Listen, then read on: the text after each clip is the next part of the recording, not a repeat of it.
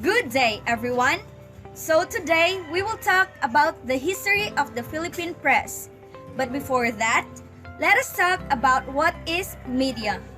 Media, from the Latin word medium, is the means of communication such as radio, television, newspaper, and magazine that really reach or influence people wildly. It has been an existing part of our lives for a long time up until now. The media development in the Philippines was heavily influenced by the colonial history of the nation and the political movements that happened several years ago. Welcome to the Legend News Patrol. For the headlines, the history of Philippine press. In 1301, the discovery of the ancient Filipino alphabet called alibata or baybayin took place since the pre-colonial times. Filipinos used materials existing in their environment to jot down and record their experiences and transactions using such as language system. Also, in 1811, the Del Superior Gobierno was the first newspaper published. It was the discovery of books, magazines, and newspapers were brought to the Philippines. Del Superior Gobierno was the very first newspaper established in the Philippines, which was intended for the Spaniards only. In 1889, the La Solidaridad, the very first newspapers in the country, sprouted during the time when Filipinos were beginning to free themselves from the colonial masters. La Solidaridad was considered the most popular nationalistic newspaper. In 1890, introduction of the telegraph and telephone system. The first telephone system of information began its operation, and the whole archipelago enjoyed the system of information. For further headlines, let's hear it from Annabelle Cadigal. Yes, Annabelle. Thank you, Wensy. In 1900s, Liwayway magazine, a notable magazine composed of serialized novels and short stories, essays, news items, photos, lifestyle entertainment, features, and comic strip section. Today, Liwayway is still alive under the publication of Manila Bulletin. In 1919, Dalagang Bukid, a movie adaptation of a popular musical stage play created by Hermogenes Ilagan, starring Atan Dilaraman, which was also produced by the father of Philippine cinema, Jose Nepomuceno. In 1922, radio stations operated. Henry Herman operated a small radio station to serve as a product demonstration media for his business called Electrical Supply Company. He upgraded his small station and adopted the call letters K2, KZ to name his station in 1924 and set up Radios Corporation for the Philippines to legally own it. Back to you, Wensy.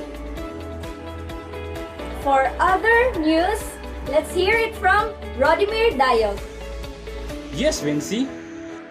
In 1940, American comic became widespread in Filipino society. When American comic arrived, it became a combined art from that many Filipinos love.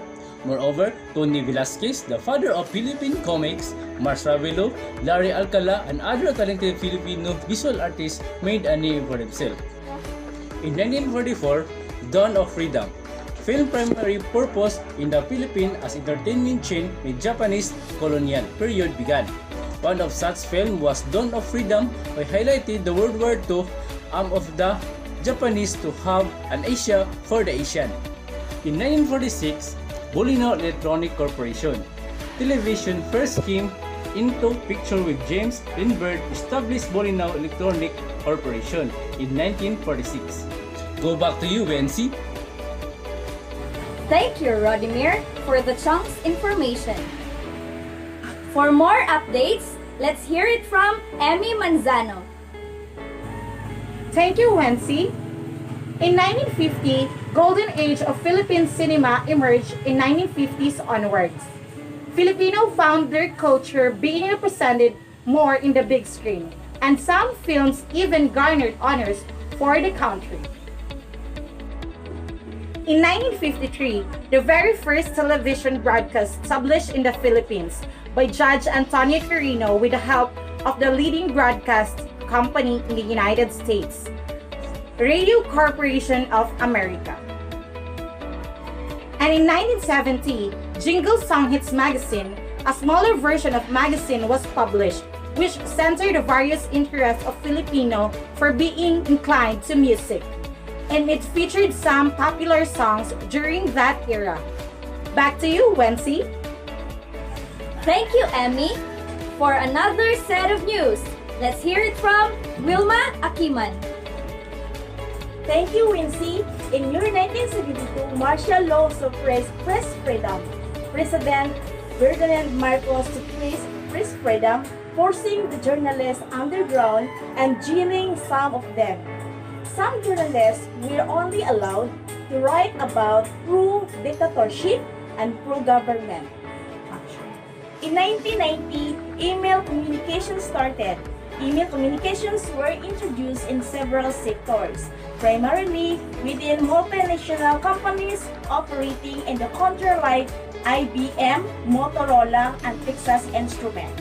In 1990 to year 2000, film production companies started. After the 1986 Philippine EDSA Revolution, the Philippine film industry became freer. An early independent studios producer blossomed into the leaders of film production today. ABS-CBN and GMA started their own production company. Back to you, Wensy. Thank you, Wilma. So for the last update or for the last news, let's hear it from Ralph Marvin Floresca. Thank you, Wensy. In 1994, Mosaic Communications or Moscom, the first commercial internet service provider, was launched by Mosaic Communications or Moscom, making it possible for Filipinos to go online.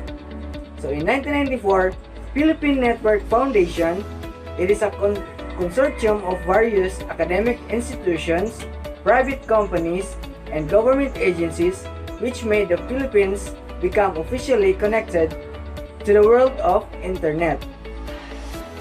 In 2011, Philippines as a social media capital of the world, Filipinos have been highlighted in the online world, especially with its heavy usage of social media. Philippines was named social media capital of the world, as 93.9% of the population area are heavy Facebook users. Back to you, Wensy. Thank you, Ralph. That's all for the history of the Philippine press. Thank you and good day. Legendary News Patrol is now signing off.